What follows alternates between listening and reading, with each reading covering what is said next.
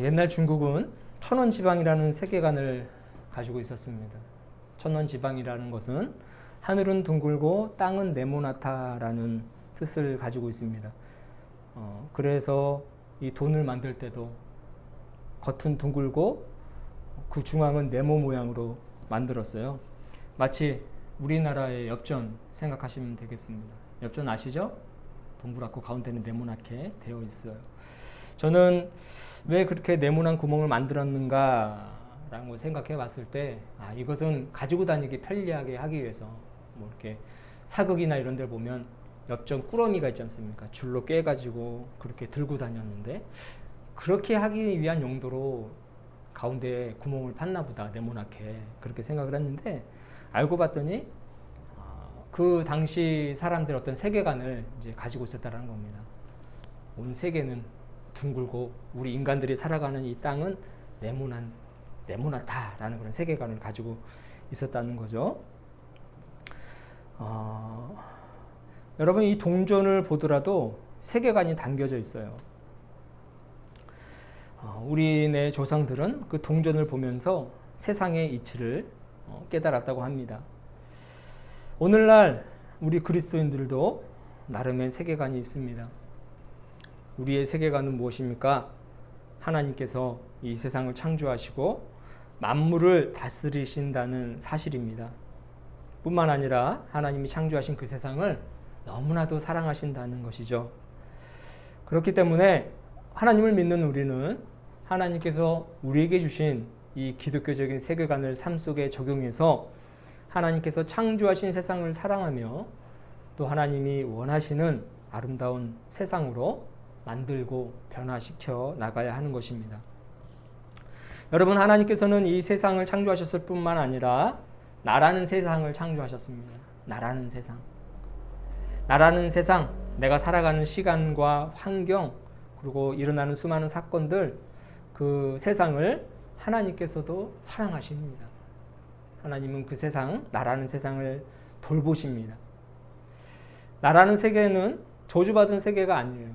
하나님께서 보시기에도 너무나도 좋고 좋았던 아름다운 세계입니다.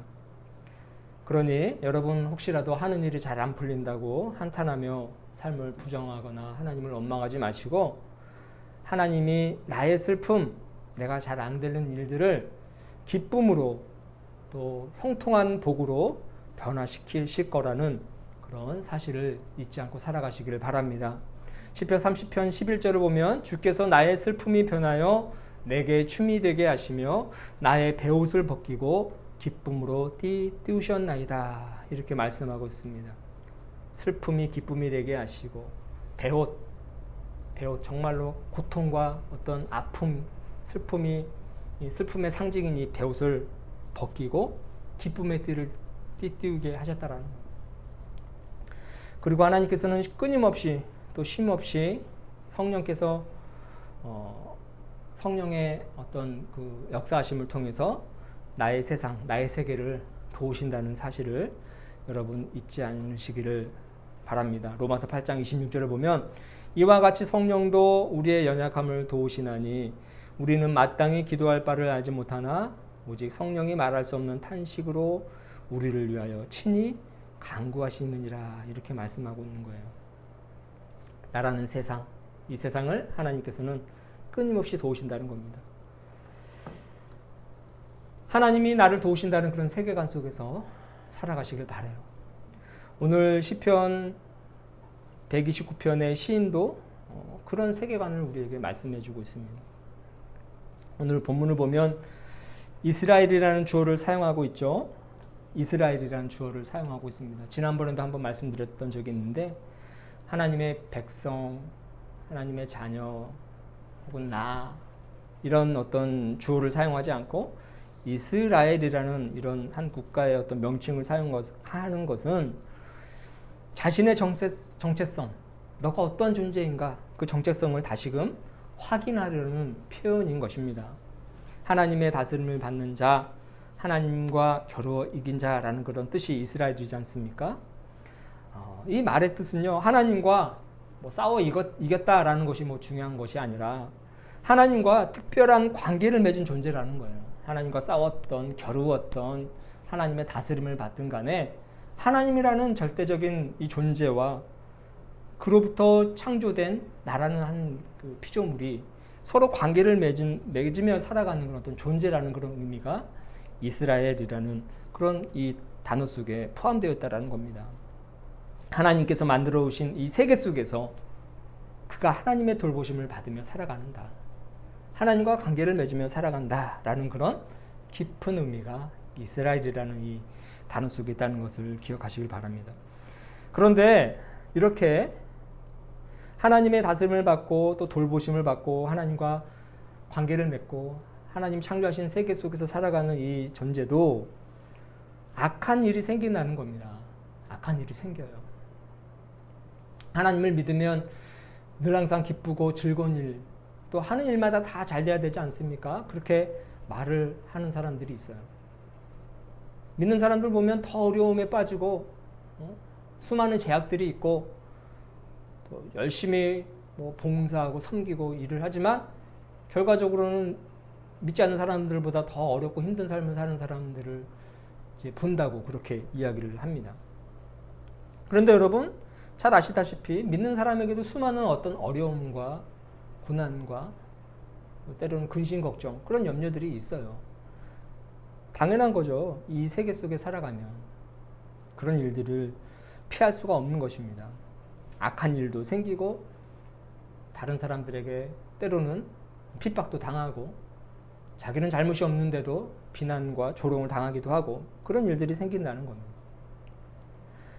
다윗을 보십시오. 다윗 하나님과 마음이 합한 사람인데도 얼마나 많은 시기와 질투와 고난과 어려움이 있었습니까? 그런데도 그는 흔들리지 않는 믿음을 가지고 오직 하나님과 맺은 그 관계 속에서 그 세계 속에서 하나님만을 바라보며 살아가죠. 근데 오늘 시인도 악한 일이 생겼다고 그렇게 이야기를 하고 있습니다. 오늘 본문을 보니까 그들이라는 악인들, 무리들이 등장을 하죠. 1절, 2절 그들이라고 되어 있습니다. 3절 밭가는 자들, 4절을 보니까 악인들. 결과적으로는 이 모두가 다 악인들이에요. 시인을 괴롭히고 있는, 이스라엘을 괴롭히고 있는 악인들입니다. 5절에서도 시온을 미워하는 자라고 되어 있는데 결국 악인들입니다. 시온을 미워하는 자는 하나님의 도성을 미워하는 자죠. 시온이 하나님의 성, 예루살렘 성이니까. 그 시온 성을 미워하는 것은 결과적으로는 하나님을 미워하는 겁니다. 그리고 당연히 하나님과 관계를 맺고 있는 자녀들, 즉 이스라엘을 미워하는 거고요. 그러니까 한마디로 모든 악인들은 이런 어떤 다양한 단어로 이렇게 표현이 되어 있지만 결과적으로는 악한 이들이다라는 것을 시인은 이야기하고 있는 겁니다.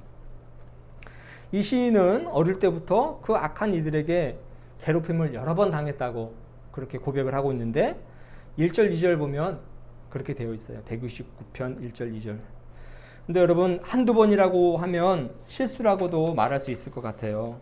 그들이 자신을 힘들게 만든 일들이 실수일 수도 있지라고 생각할 수 있는데 지속적으로 이스라엘을 괴롭혔다고 고백을 합니다. 1절 보니까 이스라엘은 이제 말하기를 그들이 내가 어릴 때부터 여러 번 나를 괴롭혔도다. 2절 보니까 그들이 내가 어릴 때부터 여러 번 나를 괴롭혔다. 이렇게 거듭해서 여러 번 괴롭혔다고 고백을 하고 있는 것입니다. 한두 번도 아니고 여러 번 괴롭혔다는 것은 아주 집요하고 또 계획적이고 정말 하나님 편에 대적하지 않으면 하나님으로부터 등을 지지 않으면 할 수 없는 그런 악행들인 거죠. 한두 번 자신의 이익을 위해서 하는 것이 아니라 끊임없이 하나님을 대적하는 마음으로 이스라엘이라는 한 존재를 괴롭히고 있는 겁니다. 여기에 남아있는 그들, 즉 악인들은 가나안 족속이 될 수 있고 또 열강 민족이 될 수 있습니다. 아수르, 바벨론, 페르시아 혹은 로마 등의 강대국이 될 수 있는 거고요. 혹은 개인이나 소규모 어떤 집단들이 될 수가 있는 거죠. 그러니까 의도적으로 아주 마음에 앙심을 품고 그렇게 집단적으로 괴롭히는 그런 어떤 악인들을 이야기하고 있는 것입니다. 그런데 여러분 그 시인이 그들로부터 당한 고통이 얼마나 크고 또 견디기 힘들었으면 3절에 뭐라고 이야기를 합니까? 밭가는 자들이 내 등을 갈아 그 고랑을 길게 지었다라고 표현을 합니다. 어떻게 보면 굉장히 시적인 표현이죠. 그런데 내 등을 밭을 삼아서 갈아버렸다고 하는 거예요. 우리가 씨알 농장에서 땅 생명 청지기 해봐서 여러분 알겠지만 밭에 고랑을 내려면 얼마나 큰 힘이 필요합니까? 그죠? 또 도구도, 농기구 도구도, 쇠스랑도 있고,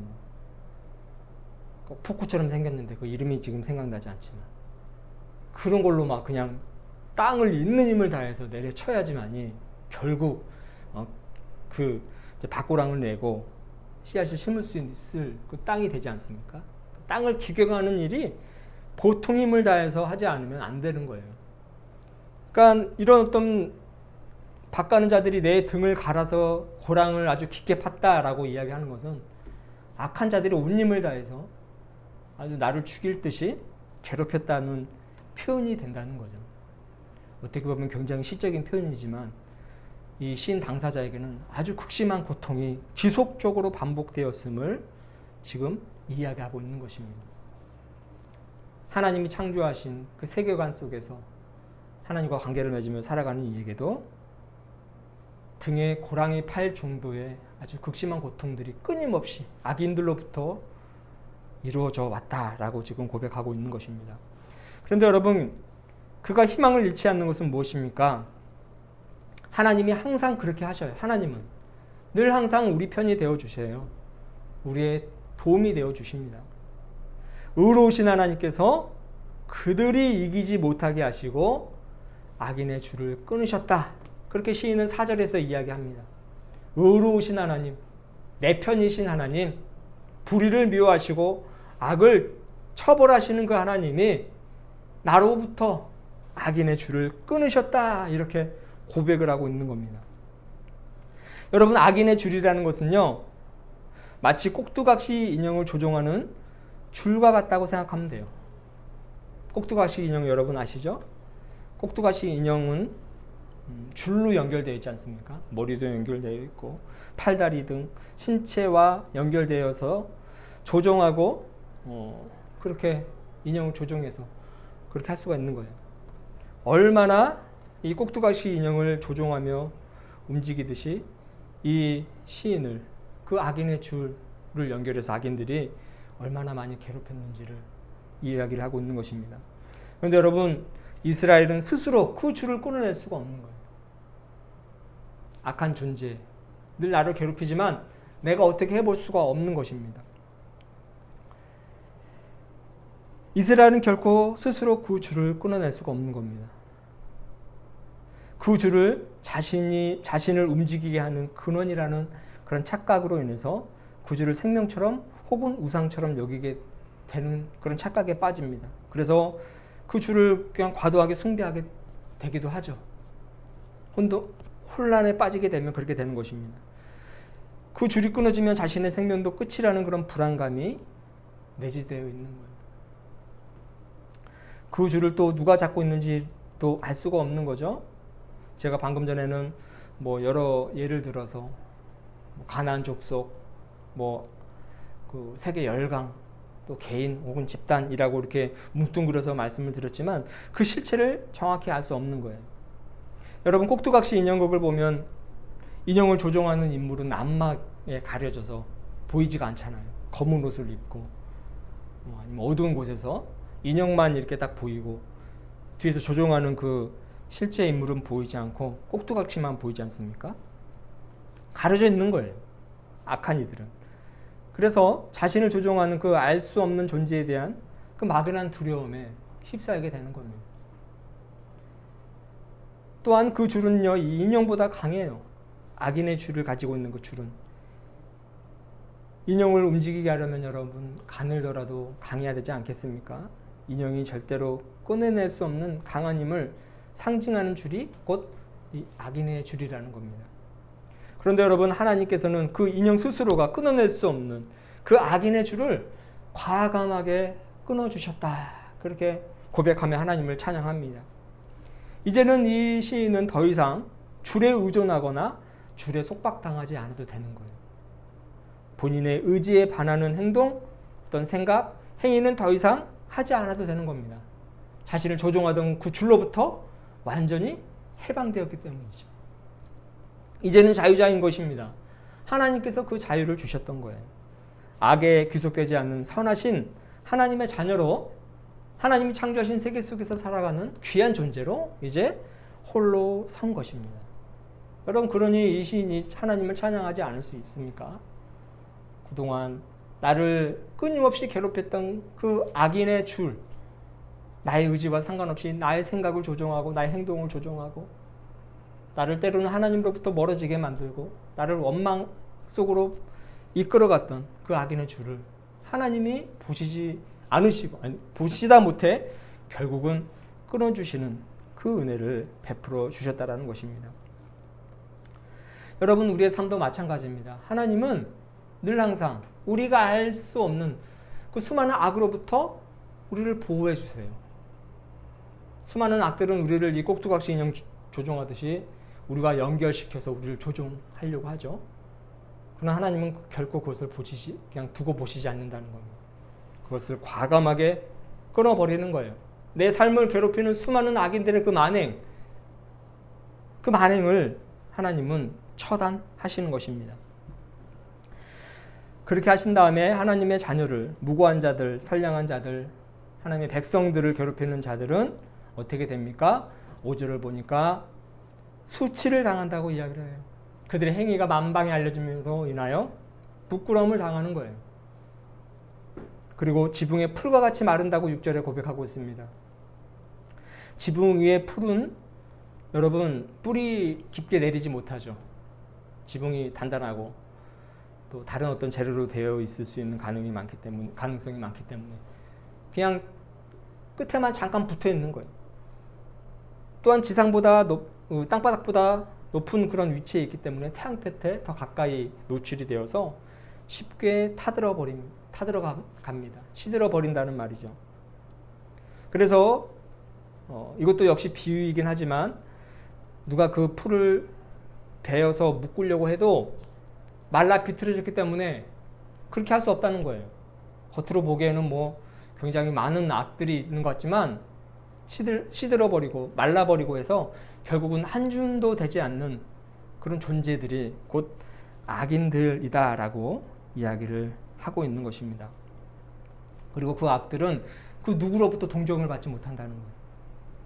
8절을 보니까 그 누구에도 축복을 받지 못하는 나락으로 떨어지게 된다고 말씀하고 있는 겁니다. 지나가는 자들도 당신을 축복합니다. 하나님의 복이 있을 것입니다. 괜찮을 것입니다. 다시금 힘을 내세요. 이렇게 악을 위해서 축복하거나 선한 말을 하지 않는다는 거예요. 그냥 저주하는 거죠.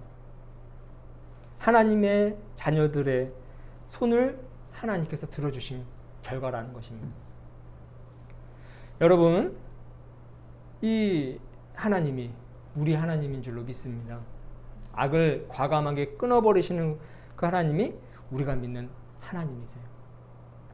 그렇기 때문에 하나님이 창조하신 이 세계 속에서 오직 하나님과 관계를 맺으며 하나님을 사랑하는 그런 마음을 여러분의 삶 속에 깊이 채워가며 살아가실 수 있길 바랍니다.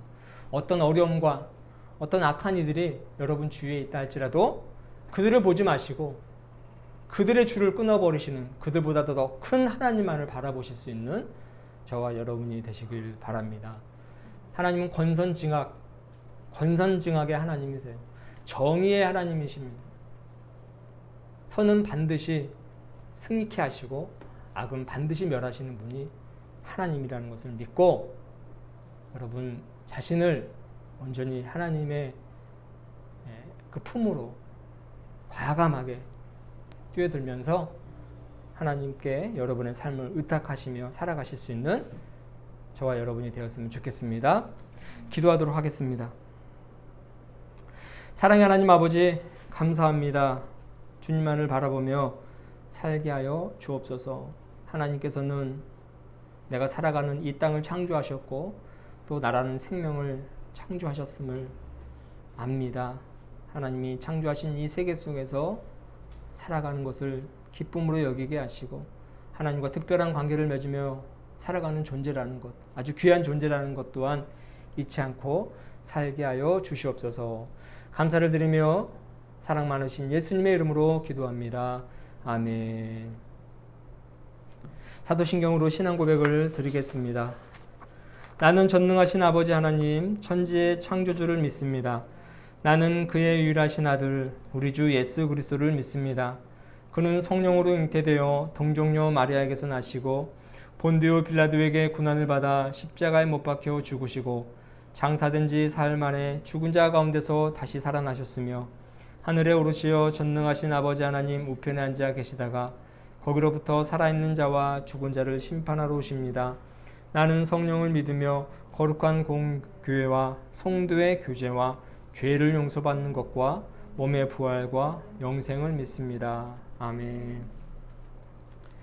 찬송가 50장 1절 부르시면서 준비하신 예물을 봉헌하겠습니다.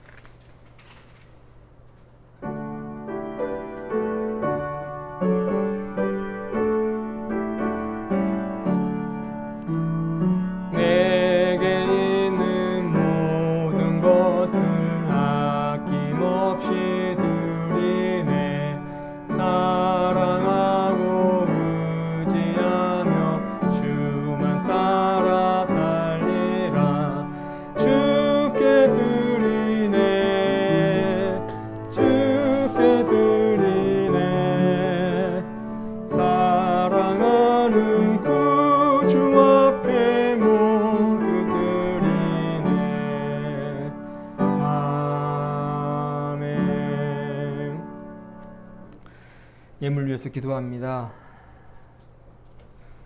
우리에게 베푸신 그 은혜 기억하며 귀한 예물을 드립니다. 이 예물이 하나님 나라를 확장하는 귀한 도구가 되게 하여 주시옵소서. 우리의 삶이 온전히 하나님이 기뻐하시는 삶으로 나아갈 수 있도록 늘 우리를 도우시고 지켜 주시옵소서. 교회를 기억하고 돕는 손길들 위해 복의 복을 더하여 주시고 형통한 은혜 누리게 하시며 어떤 어려움이 있더라도 하나님만을 바라보며 살게 하여 주시옵소서. 한 주간의 삶, 우리의 가정, 우리의 직장과 사업체, 또 내가 관계 맺고 살아가는 수많은 이들의 삶을 주님께 의탁하오니 주님 도와 주시옵소서. 감사를 드리며 걸어가신 예수 그리스도의 이름으로 봉헌하며 기도합니다. 아멘. 교회 소식을 전하도록 하겠습니다. 오늘은 성령 강림후 제14주 왕국 주일입니다. 다음 달 9월 첫 주부터는 비대면 예배, 대면 예배 병행하도록 하겠습니다. 우리 교우들께서는 개인의 상황에 맞는 예배를 선택해서 예배를 드릴 수 있길 바랍니다. 원칙은 비대면 예배이지만 상황에 따라 또 여러분의 건강과 또 주변 환경에 따라서 알맞는 예배를 선택하셔서 드리시면 되겠습니다. 매일 중보기도 우리의 가정과 직장과 사회 위해 기도해 주시고 함께 가는 교회를 위해서 기도해 주시고 개인의 신앙 성숙 또 건강을 위해서 기도해 주시고 코로나19 종식이 과연 가능한가 하는 생각이 듭니다. 이제 함께 살아가야 된다는 그런 말들이 나오고 있는데요.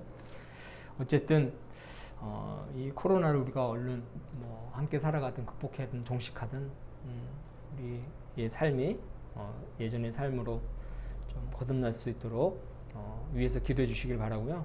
코로나로 인해서 어려움을 겪고 있는 이들이 많다고 합니다. 그들을 위해서 기도해 주실 수 있기를 부탁드립니다. 우리 자리에서 일어나시면서 평화 인사를 나누도록 하겠습니다. 주님의 평화가 당신과 함께, 주님의 평화가 당신과 함께. 파송의 말씀과 파송의 노래 1절, 4절, 2절 부르고 축도로 예배를 마치겠습니다. 사랑하는 여러분, 주님의 가르침을 따라서 살아갑시다. 아멘. 주님 우리와 동행하여 주소서.